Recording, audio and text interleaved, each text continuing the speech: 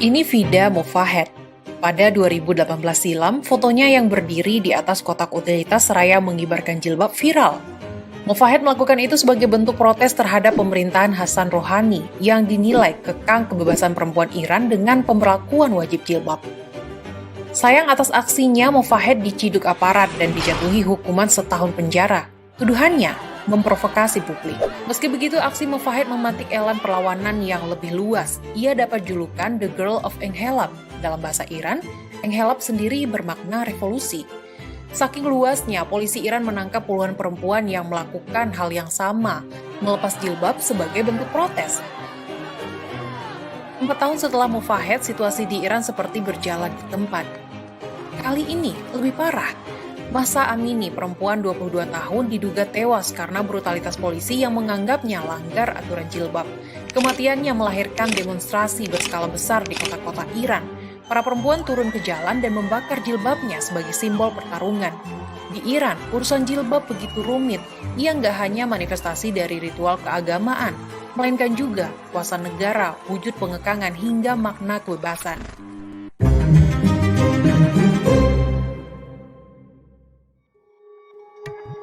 Untuk memahami konteks jilbab di Iran, kita harus jauh mundur ke belakang, tepatnya kala Shah Pahlavi menjalankan kekuasaan berdasarkan monarki. Selama ia bertahta, perempuan dilarang pakai jilbab dan cadar. Agar berjalan sesuai rencana, Shah bikin aturan resmi.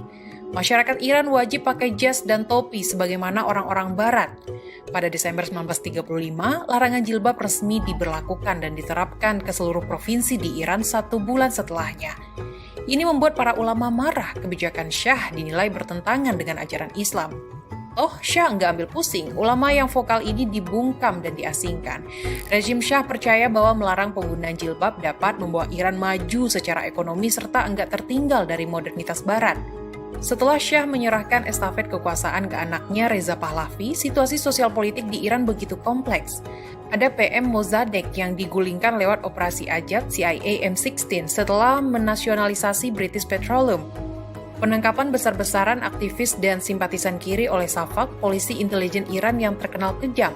Lalu Revolusi Putih, proyek modernisasi besar-besaran di era Pahlavi yang sayangnya justru makin bikin ketimpangan melebar karena hanya mengandalkan boom minyak dan cuma kejar pertumbuhan ekonomi alih-alih pemerataan. Kemiskinan makin terlihat jelas imbas inflasi yang tinggi, pabrik banyak tutup sementara Pahlavi getol sekali berfoya-foya.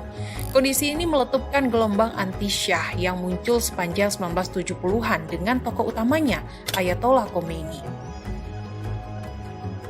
Puncaknya pada 1979, kekuasaan Pahlavi dilucuti, menandai berakhirnya dinasti Shah dan membuka lembaran baru di bawah revolusi Islam.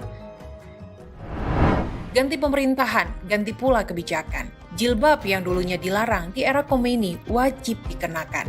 Perempuan yang enggak pakai jilbab sama saja menodai agama dan harga diri.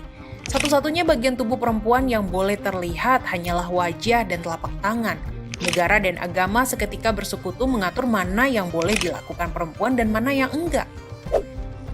Pemberlakuan kebijakan ini dilakukan secara otoriter, diikuti dengan aksi persekusi kepada perempuan yang enggan memakai jilbab. Protes dilakukan tapi enggak mengubah apapun kecuali cengkraman rezim teokrasi yang kian kuat dan tergambarkan dengan hukuman penjara hingga cambukan untuk mereka yang langgar aturan jilbab.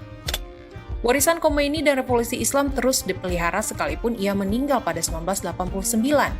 Yang membedakan adalah bentuk hukumannya bahwa enggak ada lagi pemberlakuan cambuk. Aturan jilbab adalah wajah dari diskriminasi terhadap perempuan di Iran. Bersanding dengan gambaran lainnya seperti larangan bekerja tanpa seizin laki-laki hingga akses yang sempit terhadap ekonomi dan pekerjaan. Kondisi itu nyaris enggak banyak berubah dan kematian Mahsa Amini karena aturan hijab merupakan penanda betapa hidup sebagai perempuan di Iran jauh dari kata baik-baik saja.